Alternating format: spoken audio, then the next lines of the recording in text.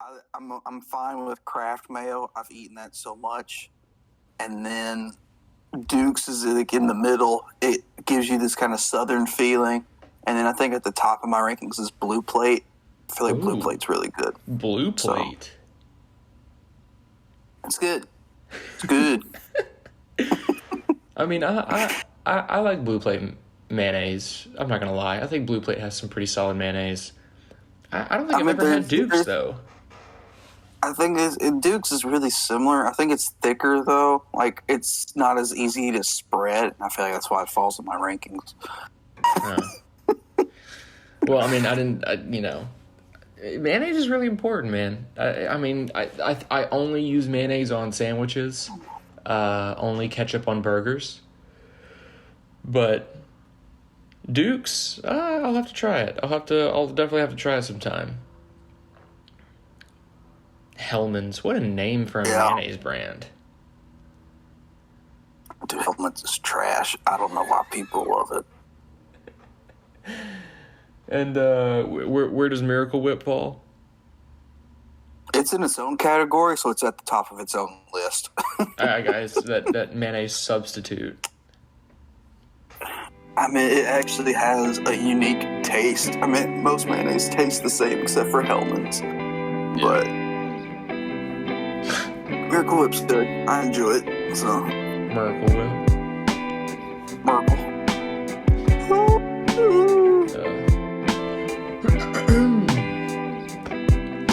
Hello, welcome one and all to the bowl season episode, part 1, I would assume, of the ENGAGE8 podcast. It's your boy Caleb with your boy Steve. Hey, Steve. Salutations, everyone. We're feeling a little let down by the playoff committee, as per usual. Kind of confused by some bowl games. Weird, couple of really weird matchups. Some that probably weren't deserving. We got about 22 teams that have opted out, and then 16 bowl games that have been canceled. So there's been some rearranging going on. But it looks like we'll have some pretty good matchups coming into the bowl season. Now, the bowl season is always my favorite time of the year. That and March Madness, but bowl season's always the time of the year where you sit down and you watch like 3 or 4 college football games a day. Won't get that this year, but we'll still get some pretty good matchups. As we kind of head off and kick off this episode, I'm just going to cover a few of the bowl games that really stand out. Talk a little bit about the conference championship matchups last week, some of the surprises, and how we fare. A couple of teams will do in the postseason, even more so, and what the Heisman race will look like. It could be a tight race, but at the same time, is there even a clear-cut winner? It kind of doesn't look like it for me.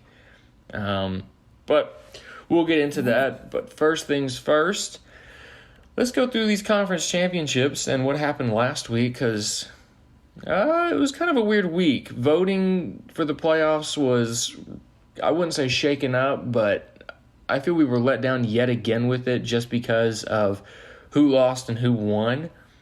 So, Steve, kick us off. Tell us something about the conference championship week that stood out to you. Ohio State letting Northwestern lead until the third quarter. I didn't expect Northwestern to be in this ball game per se. Justin Fields did not look good. I mean, he said afterwards that he believed he sprained his thumb. I don't know if that was pre-game or post or in the game. Anyways, the Ohio State offensive passing game was atrocious, terrible, to say the least. And they kept turning the ball over and giving Northwestern opportunities. Now, Northwestern did not really capitalize on those interceptions that Justin Fields threw. They had one good drive, which was their first drive of the game, scoring the touchdown. But then after that, it was essentially field goals. So, I mean, if Northwestern had an offense with a pulse, they should have won that game. But their defense is actually kind of what let them down. Trey Sermon breaking the Big Ten single game rushing record and the conference championship record, putting up 331 yards on the ground. His lowest run average was 5 yards, and one of those was a touchdown. He only did that 4 times. The rest of his carries were above 5 yards. So just a good day for Trey Sermon and his draft stock, and everybody else needs to reevaluate who is best in the Big Ten, because this is just I don't know if they're gonna fix what's wrong with Ohio State before the playoff game, but it's just seeming like Alabama and Clemson are gonna walk over who they're playing, and we're gonna get Alabama Clemson 5 or something. So that's my first surprise of the week. Yeah, I would agree with that, because Northwestern, they've had a defense all season that has kind of kept opponents in check and led them to a 6-1 record heading into the game. And seeing them lead Ohio State and keep Justin Fields completely out of his game entirely was really impressive, to say the least. But and this goes for literally every team in existence. You can't give up 300 rushing yards to a single player and expect to win. And even though they were leading, like you said, through the first half and then even through the third quarter, once Trey Sermon hit the end zone, it was pretty much over. He hit it twice, and then Justin Fields was able to, I think he completed a touchdown pass. But he still had a couple picks and was completely out of his zone. Actually, no, he did not. He did not have a touchdown. Trey Sermon led them with just 2 touchdowns. That was it. And like you said, field goals for the rest of it. But Justin Fields going 12 for 27, 114 yards. Man, that's just that's not going to get you anywhere, especially against a team like Clemson, who has a very solid defense. But Ramsey at Northwestern, 224 yards, 24-37. Even though he had 2 picks, he had a kind of impressive game. Obviously would have helped if he actually had touchdowns. They would have won. But Northwestern not being able to have any sort of cohesiveness on offense really, really diminished them. Their defense kept them in it up until the third quarter, and then Ohio State pulled away, just barely though. But kind of really disappointing to see Northwestern kind of collapse like that. I was really surprised that they held with Ohio State, but after a game like that, you can only imagine what Clemson's going to do in this upcoming game, especially after what they did to Notre Dame, who is still ranked at number 4 after a 24-point loss, and will face Bama. I got to give a speaking of Clemson and Notre Dame, I got to say I think Trevor Lawrence is back in his zone. He did throw a pick on the opening drive or in the first quarter, and Notre Dame really didn't capitalize on it. They only had a field goal. But ETN had over 100 yards and a touchdown. Trevor Lawrence threw for 322 and 2 touchdowns, going 25-36. So they kind of looked like their usual selves, putting up 540 yards on offense, hanging 34 on a pretty solid Notre Dame team. I think this was the year Notre Dame was out to prove to everyone that they were legit.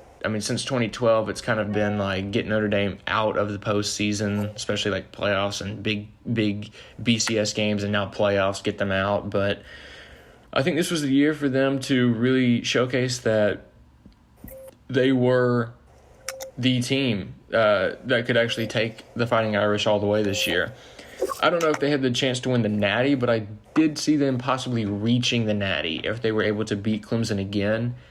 And take on an Ohio State team. But Trevor Lawrence had other plans. Clemson had other plans. Shut them down. It was bad. Notre Dame had 44 rushing yards. You can't do anything with that. So it's going to be a weird matchup for Notre Dame and Bama in the playoff, and it's going to be a weird matchup for Clemson and Ohio State. But like you said, I think we're going to get Clemson-Bama 5, and at that point, I'm not really sure who's gonna take that. I would assume Clemson, but I don't know. But Clemson kind of dominating Notre Dame was a bit of a surprise for me. I guess the defensive starters that were out, especially across the defensive line in that game back in South Bend in the double OT win for Notre Dame, as well as Trevor Lawrence, were actually bigger difference makers than we thought. Yeah. So maybe I've seen Notre Dame kind of struggle with Boston College in the first half, even though they've won games decisively. But I've always seen them still play around when they should be just beating who they're supposed to be quicker than when they've been doing it. But if that makes sense, they're leaving teams in games longer than most teams usually do in the elite stratosphere of football. Yeah, I would agree with that.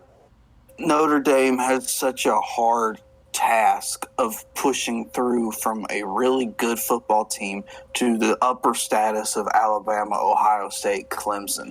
And I still don't think they're there yet after their performance against Clemson in the ACC championship game. Luckily for Notre Dame, they don't have conference restrictions. They don't have to play this game anymore. They can go back to being an independent. But I think this was a testament to Clemson has too much talent, and I don't think Notre Dame has the capability of winning big games against this type of talent yet. Yeah, I would agree with that. My other surprises, or one of my other surprises for the weekend, is Florida keeping it close against Alabama. I want to say that Alabama was 17.5-point favorites, but, from the get-go, it was a shootout.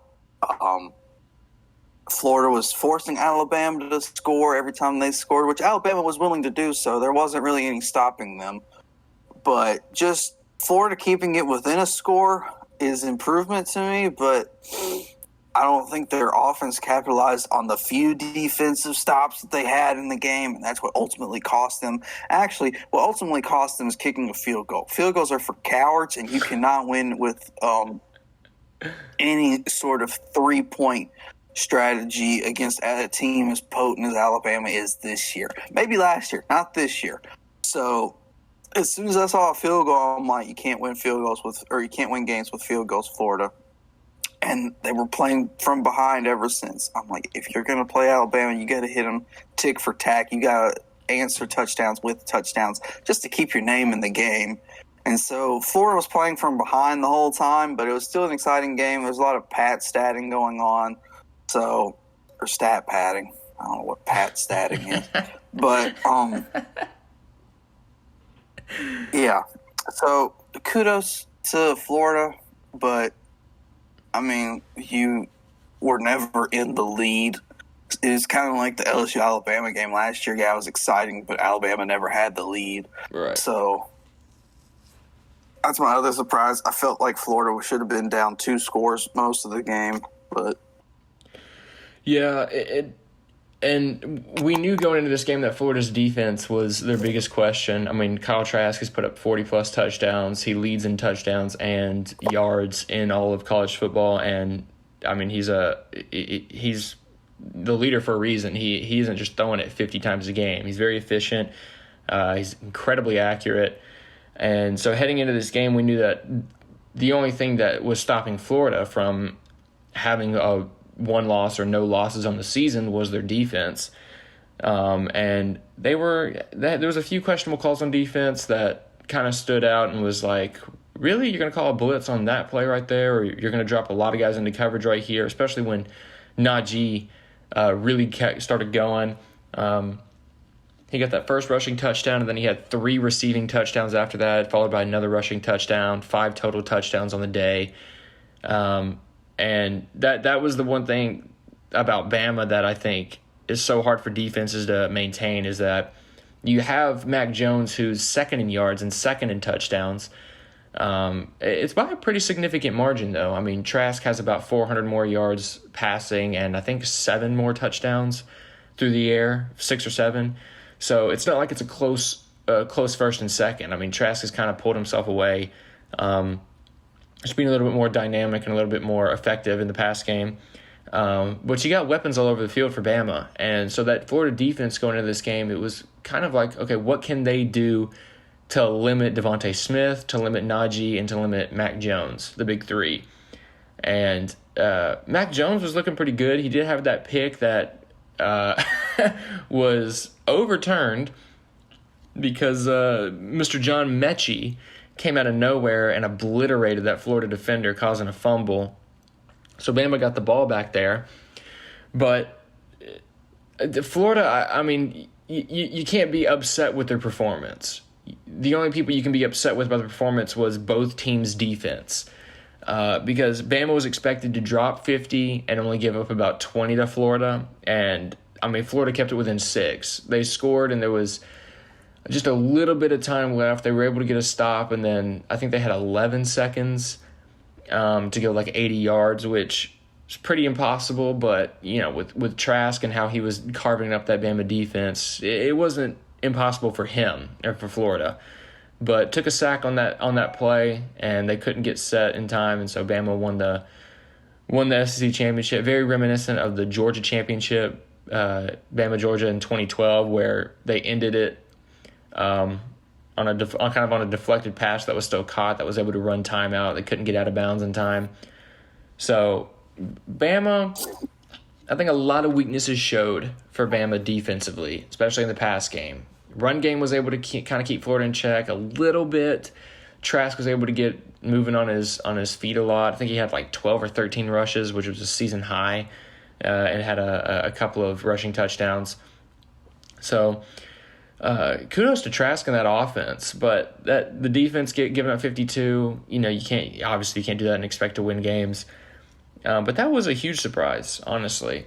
I'm gonna say, For me, a game that really stood out was the Cincinnati-Tulsa game. And not for any reason other than, Cincy having to kick a field goal to win it. I mean, I didn't expect them to win by, 20 or 30 points against Tulsa, but I did not expect it to come down to the wire only at 24.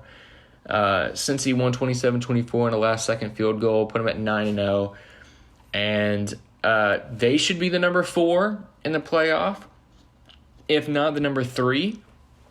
I mean, they won outright. They won their conference championship, and every other team ahead of them has not proven that they deserve their ranking. So I was really surprised to see it kind of come down to the wire. I expected, sure, at times in the second half, Cincinnati to pull back within 10, maybe pull within 7, or shoot even 3, but for Tulsa to even hang and at one point have them tied up going late into the fourth, Cincinnati having to make a final drive and kick a field goal as time expired to win it, that kind of stood out to me that Tulsa had that much of a fight. And I know that they've had a pretty dynamic offense all season, but Cincinnati kind of having to pull a close one out, that was pretty impressive for Tulsa to me. But I still think Cincinnati deserves a lot more respect in the polls. I mean, Tulsa's not bad. Yeah. Their only loss on the season was to Oklahoma State in their season opener, and it was a close game. It wasn't like Oklahoma State was down 6-0 for most of the game. Granted, Tulsa couldn't capitalize on mistakes by Oklahoma State, and anyways, Tulsa's a mean team, and I enjoy that out of teams. I like that they're physical. They don't run from contact. Tulsa's a good team. They've had a great flip from previous years. I mean, they used to be a top AAC contender before, like, the likes of UCF and SMU and Memphis started coming back into the fray. So, I mean, I expected Tulsa to play tough. I didn't know if they were going to keep it close or it was just going to be like a rock fight or whatnot. But, yeah, Tulsa's legitimate, and, I mean, Cincinnati has been more of a defensive-minded team all season. They have been able to play offense when they need to, but they don't necessarily have to score as much compared to other teams like Memphis and UCF and SMU. They're always trying to score a lot of points because they don't really trust their defenses. So, yeah, I was surprised that it came down to the last second. I expected it to be a one-score game for most of the game.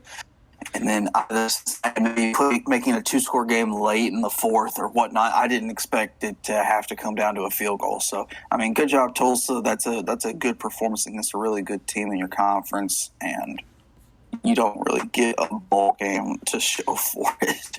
That represents your good season because you're playing a 3-7 Mississippi State. Which I think I'm gonna be honest here. Cincinnati's gonna take that. Tulsa's gonna take that. I don't think Mississippi State's gonna be able to hang with them, even though Mississippi State, has the offense air raid guru Michael Leach at the helm. I don't think they're gonna be able to hang with Tulsa. I think Tulsa's gonna pull out a win here. But speaking of bowl matchup, man, let's head into what we have going on this season. And like we mentioned earlier, we had 22 teams opt out. We had 16 bowl games canceled. Can't be too upset by all that. With all the precautions and everything going on, and COVID tests coming back. So you can't look at this and be like, wow, okay, wow. It's like, well, that happens. Unfortunately, it sucks to see, but at the same time, you gotta roll with the punches. And I think looking at these bowl games, there's some very, very weird matchups. Some of these matchups, I'm like, well, really?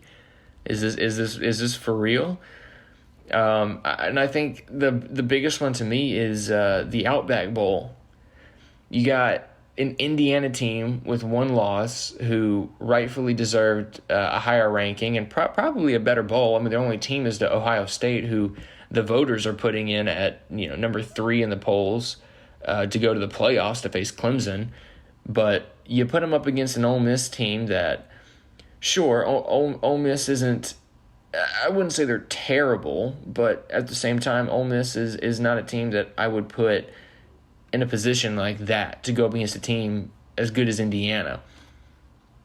And sure, Indiana does not have, Michael Penix anymore this season, but they're 4. Ole Miss is 4-5. They've got the 3rd best overall offense in the nation. However, they have the 129th ranked defense overall. So for this Tulsa who's last? Who's last? Yeah, that is true. Who is last? I don't know. I'm gonna have to I'm gonna have to look that up. But the fact that a Tulsa team like this is going up against a defense as weak as Ole Miss, I'll say it, as weak as Ole Miss.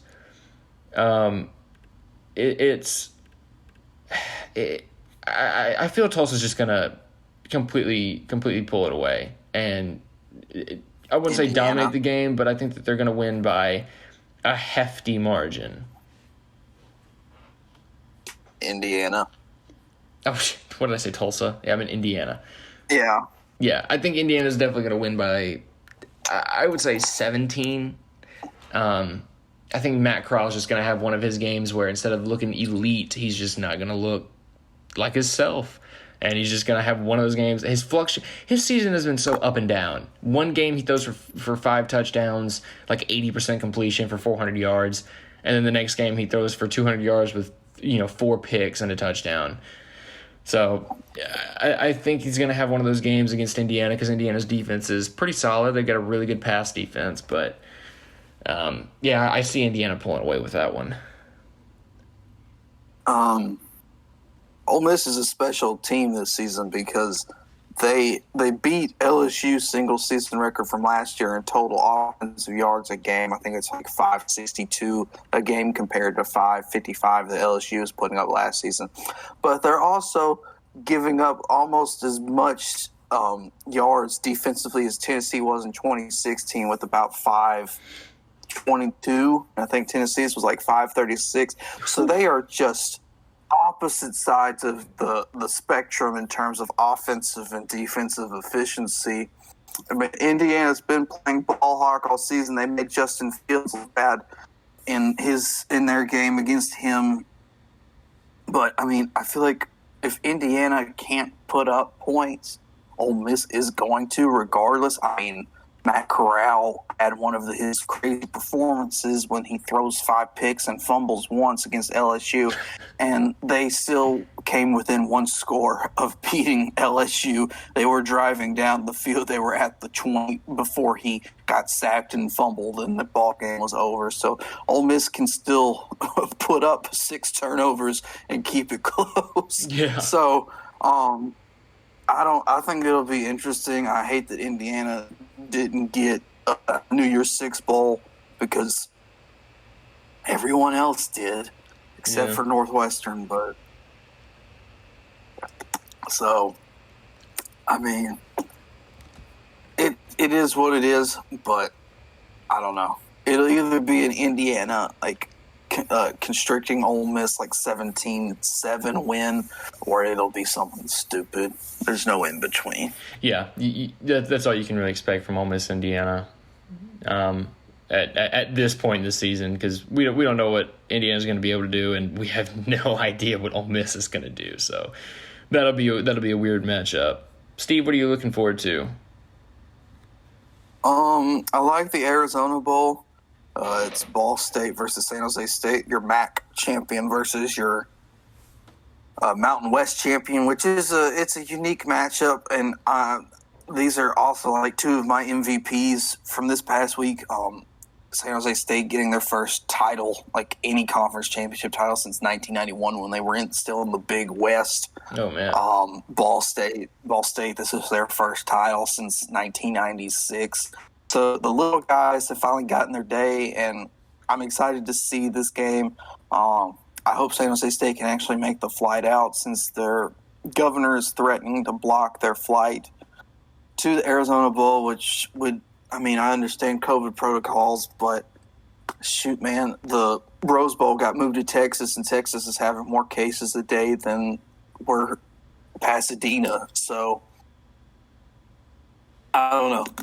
I hope this game gets played. I hope San Jose State gets on the plane. If not, they can take a bus. I don't care. But that's a good game that I'm looking forward to. Nick Starkel had a great year. Transfer from Arkansas.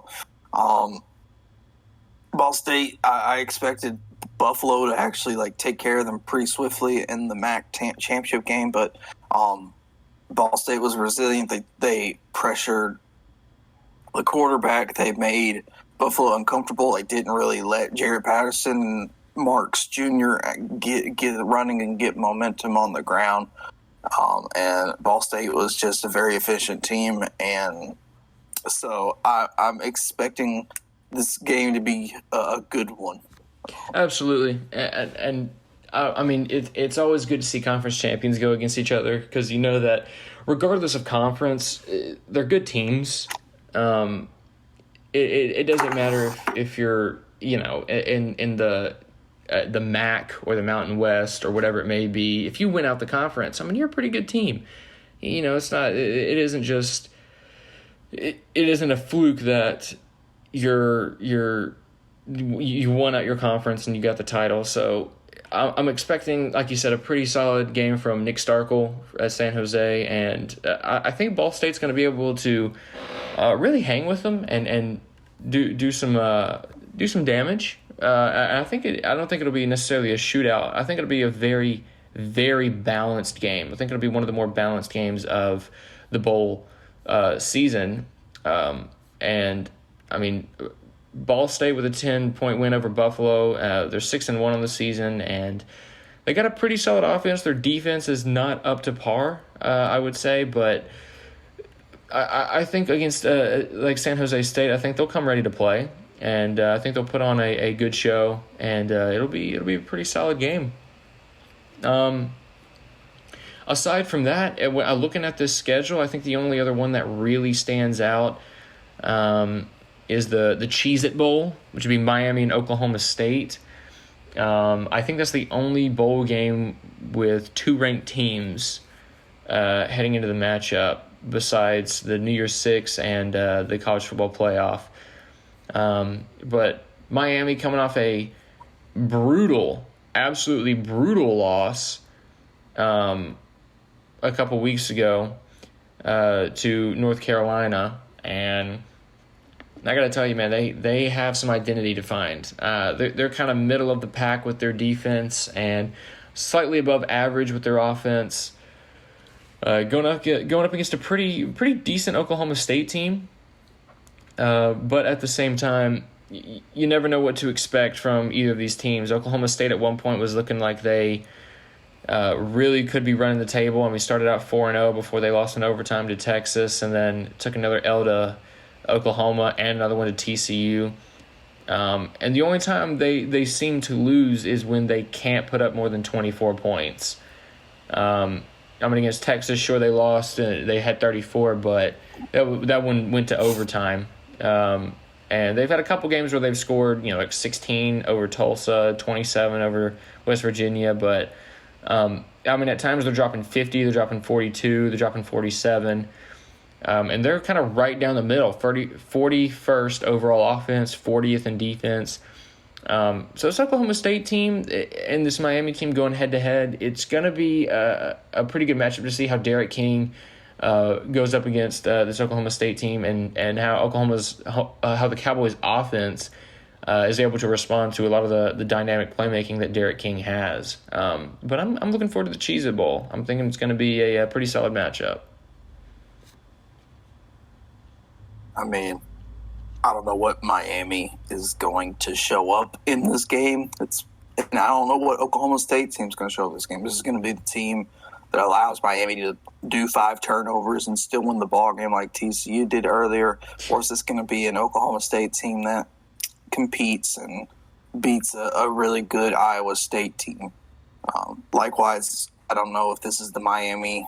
Miami hasn't really shown up against top-tier ACC competition this season. Yeah. They lost heavily to Clemson.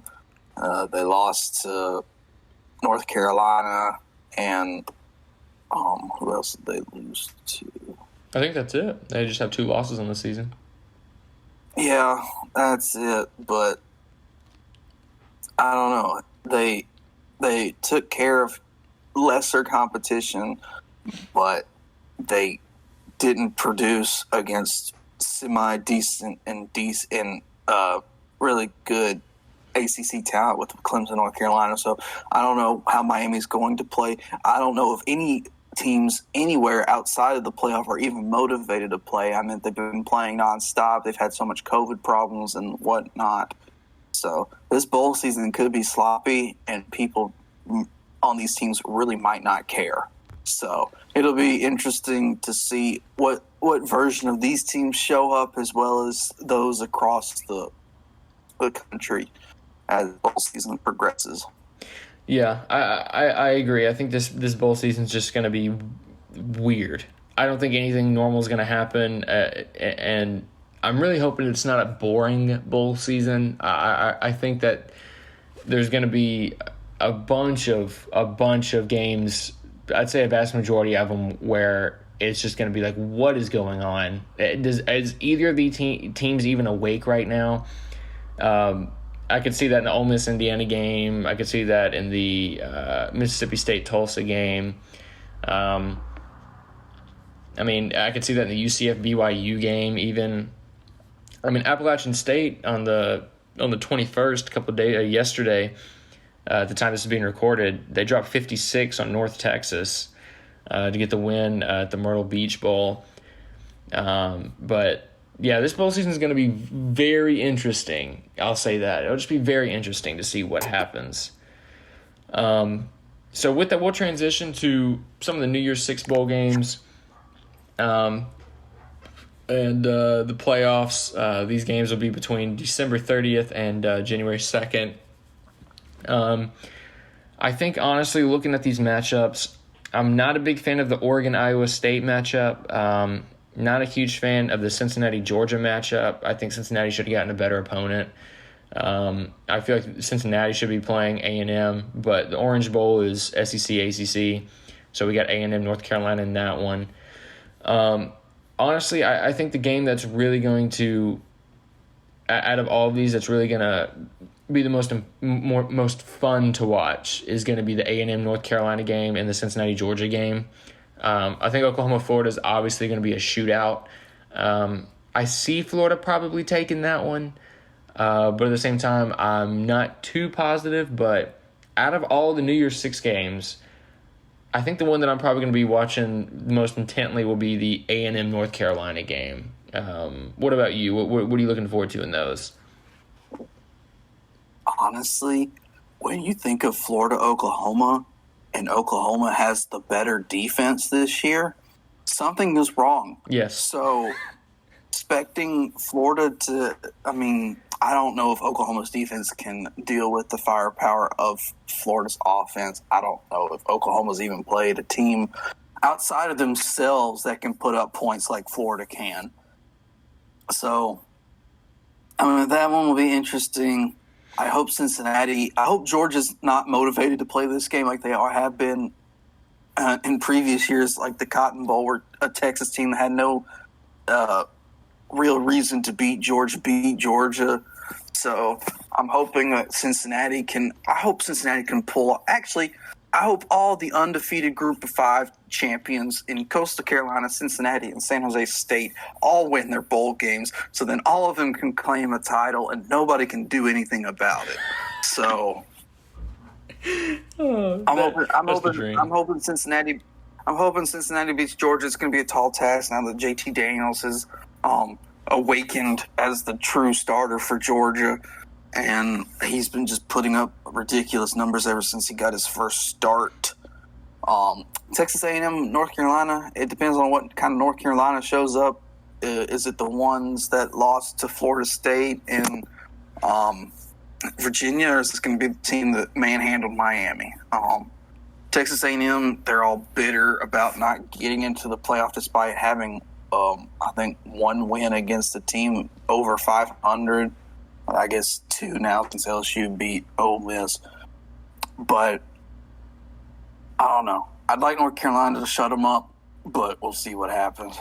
Yeah, and A&M being kind of salty about being left out of the playoffs, I think kind of fueled them.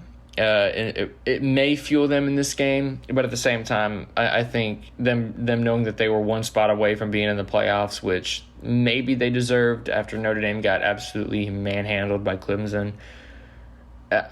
A&M may come into this game ready to dominate and ready to go all out, but at the same time, you gotta prepare accordingly for Sam Howell and this North Carolina run game. I mean, Williams and Carter have just been the best duo in college football and one of the best duos we've seen in the past few years. I mean, both these guys get just about equal carries and they equally produce.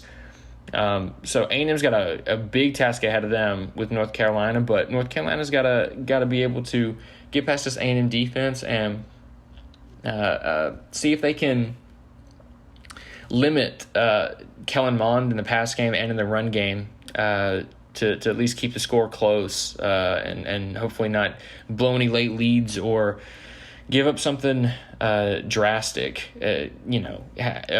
barring Sam Howell has an off game or anything like that. I mean, North Carolina's got one of the best offenses in the nation that you have to prepare for accordingly. So I'm not too thrilled about this Fiesta Bowl game, Oregon and Iowa State. I'm hoping Iowa State wins, even though Oregon stepped in as a substitute for the Pac-12 championship game, and they won it over USC. I don't think they're going to be able to. And I say this every time Iowa State plays. If Brock Purdy can get in a rhythm, then it's over for the opponent. I mean, Breece Hall has been doing what he does all season. He's arguably the best back in the game next to like Najee or Carter and Williams from North Carolina.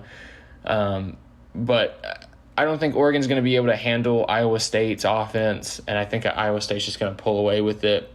And I agree with you. I really hope Cincinnati is able to beat Georgia. JT Daniels has looked unstoppable since he started.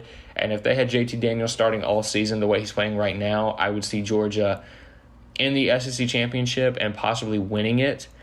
So Cincinnati does have a tall task ahead of them, but I think Cincinnati might be able to pull it out. And if they do, I want them to claim a natty. I don't care who else wins it in the playoffs, but I hope Cincinnati is able to take it and finish the season 10-0. That would be the absolute best. But other than that, man, New Year's Six bowls looking all right. We kind of discussed a little bit about the playoffs. I think we both agree Bama's going to beat Notre Dame, Clemson's going to beat Ohio State, and we're going to get the rematch, Bama versus Clemson. I think I don't think it'll be as bad of a repeat as the 2018 title, 44-16 Clemson over Bama. But I do think that if it comes down to Bama-Clemson, I think Clemson's going to take it again. I think Bama has the offense to match anything Clemson does, but Bama does not have the defense to match anything that Clemson does, which was the biggest problem in the 2018 championship for Alabama. Bama definitely had the offense. They had Tua. They had Najee there as a freshman. I think they still had what was his name? Damian Harris. They had a pretty potent offense that year. I mean, Tua was on fire all season, finished second in Heisman behind Kyler Murray. But heading into that game, Clemson had a top 3 offense and a top 5 defense, and Bama had a top 30 defense, I believe. So Clemson was able to pretty much score at will with just how dominant they were on offense, and then Bama couldn't do anything offensively with just a defense like Clemson's. I see something similar happening. But not in a sense of 44-16. I do think if Bama and Clemson were to match up again in the national championship on the 11th in Miami, I see Clemson winning pretty handily. I would say something like 38-24. But that's what I'm predicting to happen in the playoffs. Bama and Clemson match up again, and Clemson pulls it out by like a 10 or 14 point win. Unless Ohio State just completely revamps themselves in the time between now and the playoff. Yes, I still agree with you on Clemson taking care of them. I think it depends on whether it's going to be by a little or by a lot, depending on what Ohio State shows up. I think that this national championship game will be very competitive. I don't know if Alabama's defense has improved since that Ole Miss game where it was just scoring back and forth. We saw that it still has its cracks with Florida just throwing the ball, not even having a run game per se, just Trask throwing balls to Kyle. Kyle Pitts is a game changer. Yeah. But just getting it out in space. So I don't expect this may be the first time in history that I can recall that Alabama has to win with points rather than a defense outside of the Ole Miss game per se, because that was like a 62-56 game. So I think this would probably be the first true test of, can Alabama use their offense to win football games instead of their defense? Yeah, and with offense as dynamic as they do, that's pretty much it for them. That's pretty much all that they have to offer heading into this game. Unless the defense really shapes up. Their secondary has looked really good at times, but Kyle Trask picked them apart entirely in the SEC championship. And so they have to do something to limit Trevor Lawrence and Travis Etienne. But they have to be able to answer, because I know Clemson's going to be scoring almost, I wouldn't say at will, but I would say Clemson's going to be scoring a touchdown or two just about every quarter. I see them hanging 30-plus on Bama, and so Bama's got to be able to answer against a defense as dominant as Clemson. If that's the case, if barring Notre Dame pulls an upset or Ohio State gets everything back together and they're able to win. If that's the matchup, Bama-Clemson, I still think Clemson's going to win, but Bama's definitely going to have to answer on offense. And speaking of that offense, the Heisman ceremony will be on January 5th. I think this is the first time it'll be before the playoffs, where they're announcing the winner. It'll be next Saturday, or maybe not next Saturday, Tuesday, excuse me. Not next Tuesday, but in 2 weeks. I think right now the four people that'll get the nominations will be Devontae Smith, Mac Jones, Kyle Trask, and Trevor Lawrence. I know Trevor Lawrence isn't going to win just because he's missed a lot of games, even though he's had great stats. And if he played every game, he would definitely be the front runner.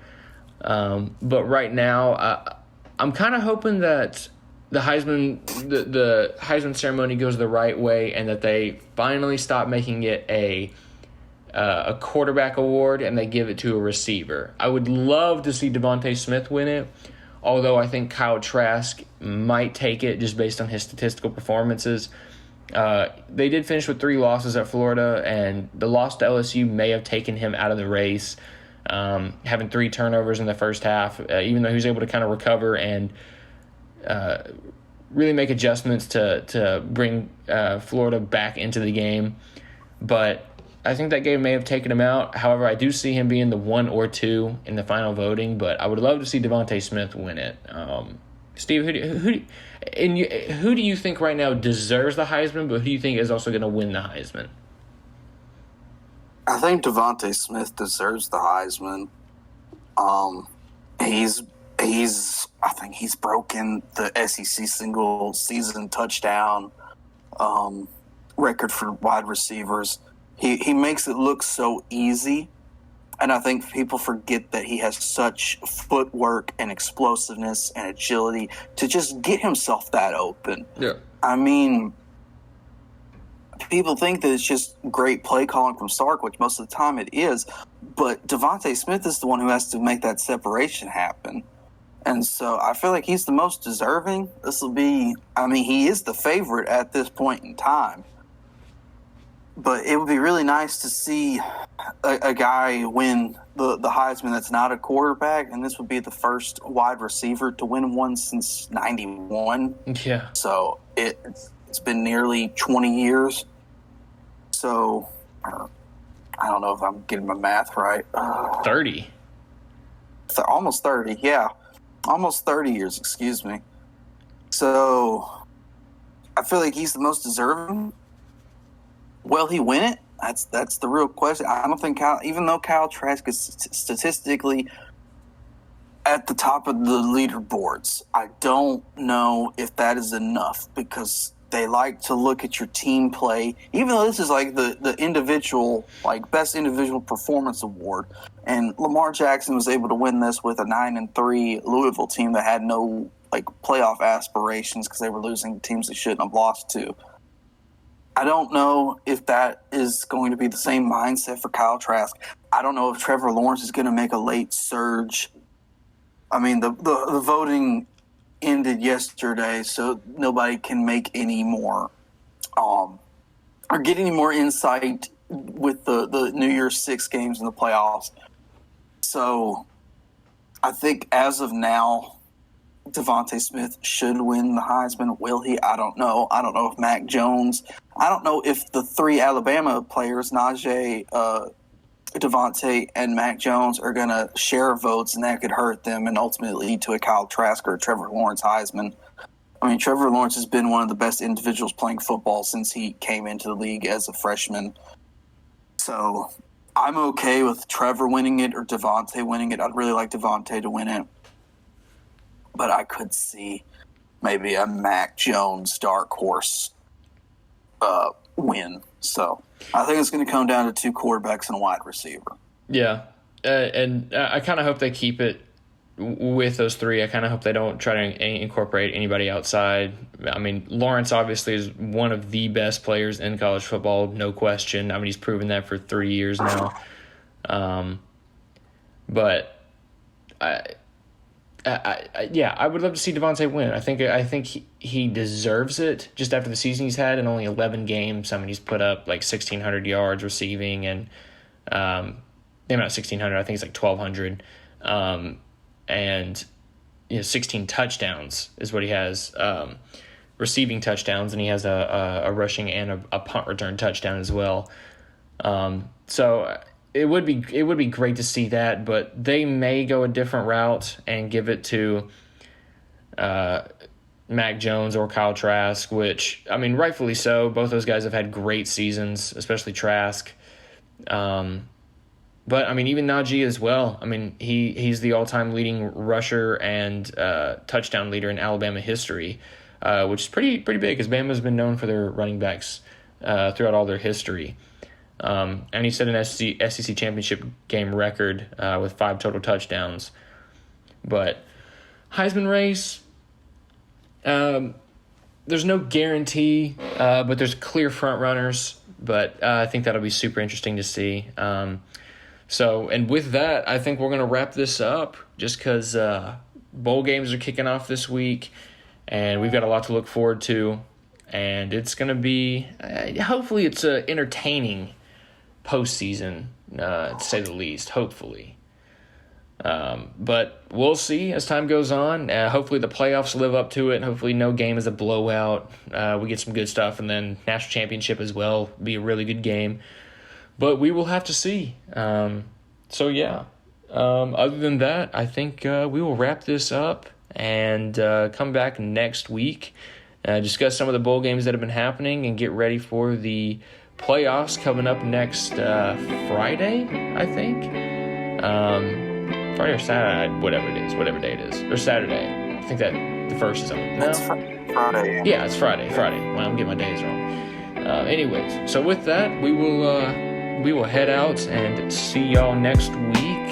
Have yourselves a good one. See y'all.